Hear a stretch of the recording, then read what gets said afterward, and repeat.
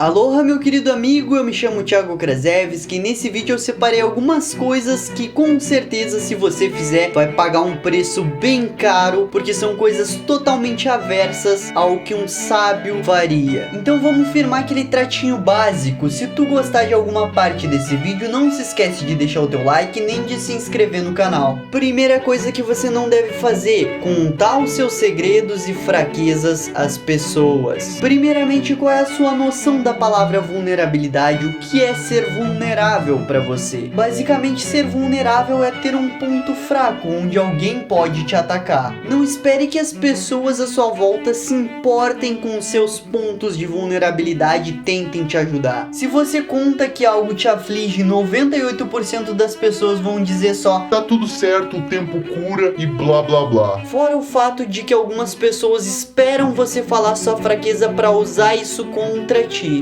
Em contrapartida, se você tem motivos para se orgulhar na sua vida, motivos prósperos, também não conte esses segredos para as pessoas. O quão bem a sua vida tá, as coisas que você adquiriu e etc. Uma vez que as pessoas vejam que você tem algo, você vai ser visto como alguém privilegiado. E na lógica geral da população, uma pessoa privilegiada tem que ajudar a todos, independente das circunstâncias. Nem que ela precise sacrificar o seu próprio bem-estar em prol do mundo. Então, uma atitude sábia é não compartilhar os seus segredos e suas vulnerabilidades. Segunda coisa que você deve evitar: provocar as pessoas. E aqui eu entro em um conceito que nenhum de nós, seres pacíficos, devemos subestimar: a existência de radicais. Os radicais são aqueles que uma palavra que você diga que não está de acordo com o que eles pensam já vai ser motivo para eles te odiarem pro resto da vida. E talvez uma discussão com mais argumentos já seria suficiente para você ser agredido fisicamente. Provocar as pessoas não é uma atitude sábia.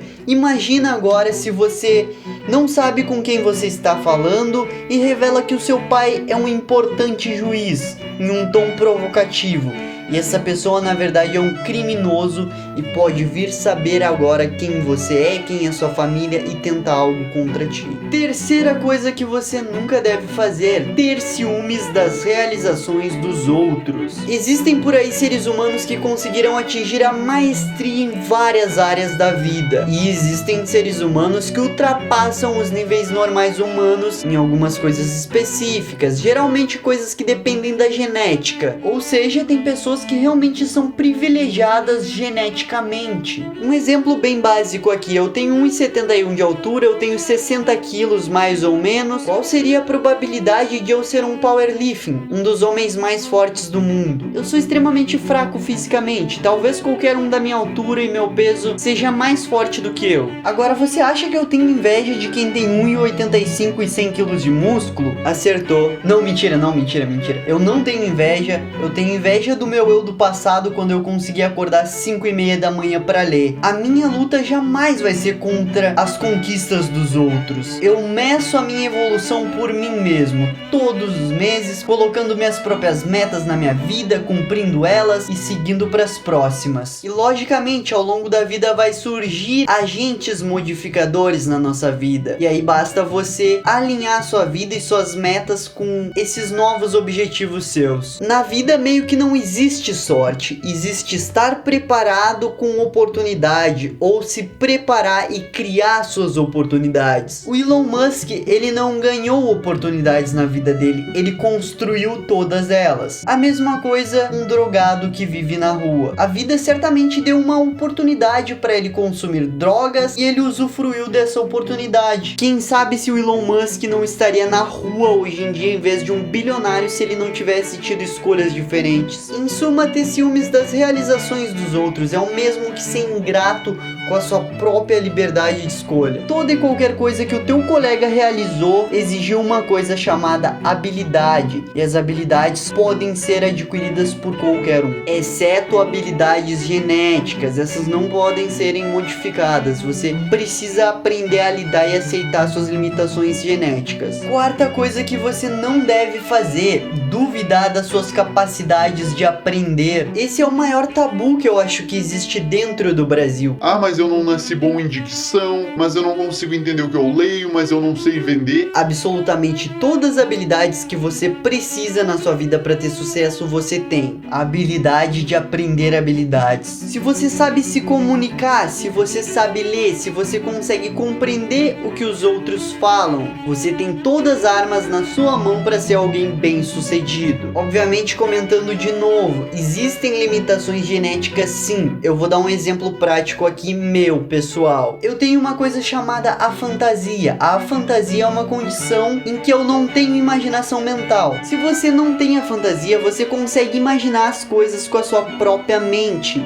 Eu não. No passado, a fantasia me fazia sentir um verdadeiro ignorante. Isso perdurou durante anos, porque eu não sabia que eu tinha essa condição. As pessoas me davam coordenadas. Você vai aqui, vira ali, vai ter um lugar assim. E eu nunca consegui encontrar essas coisas. Quanto a essa minha limitação, não existe absolutamente nada que eu possa fazer para lidar com isso. Eu não vou simplesmente criar imaginação, assim como eu não vou crescer 20 centímetros de altura e me tornar um jogador de basquete. Mas a imaginação visual não é algo que necessariamente limita a minha criatividade. Na minha percepção, por mais bizarro que seja você ouvir isso, eu sou um artista, mas especificamente um escritor. Eu consigo estruturar ideias e conceitos. Eu não consigo pensar e inventar histórias e personagens. Mas isso não me impede de compreender conceitos. Então, mesmo com essa minha limitação criativa, ainda assim, isso não pode me impedir de eu aprender novas habilidades. Eu tenho tantas habilidades de criação quanto qualquer um, mesmo tendo limitações. Você também. Quinta e última coisa que você não deveria fazer: mentir pra você mesmo. Acho até que existe um momento específico que você pode sim mentir pra si mesmo. Quando você tem uma habilidade, mas não confia no teu próprio sucesso. Talvez a melhor coisa nesse caso, mesmo você não tendo confiança em si mesmo, seria você dizer: eu vou conseguir, eu vou ser o melhor. Mas tirando essas situações em específico da sua vida, você tem que ser realista. Tem pessoa que é tão desconexa da realidade que, se eu mostrar uma Ferrari que eu adquiri, a pessoa vai falar: ah, mas o meu Fiat Uno tem manutenção mais barata, né? Tem pessoas que têm habilidades bem precárias e pensam que são super incríveis no que fazem. Eu tenho a maior sorte do mundo de ser o meu maior crítico. A cada vídeo que eu faço eu tento melhorar algo. Cada roteiro que eu escrevo eu tento modificar algo para ficar melhor. Toda e qualquer habilidade que você tem pode retroceder também. O sucesso é da mesma forma. Você tem que ser realista. O que você quer atingir na sua vida é proporcional ao esforço que tu vai aplicar naquilo. Então, se você não tá com as suas habilidades em dia e tá mentindo pra si mesmo que tá tudo bem, não tá. Para de mentir pra si mesmo e começa a trabalhar nisso. Pra você que assistiu o vídeo até aqui, vem a seção de perguntas e respostas. Deixa sua pergunta aqui nos comentários. Já verifica o like no vídeo e a inscrição no canal. Considere se tornar um membro do canal também. A Beatriz BR perguntou: Thiago, você tem medo de monstros?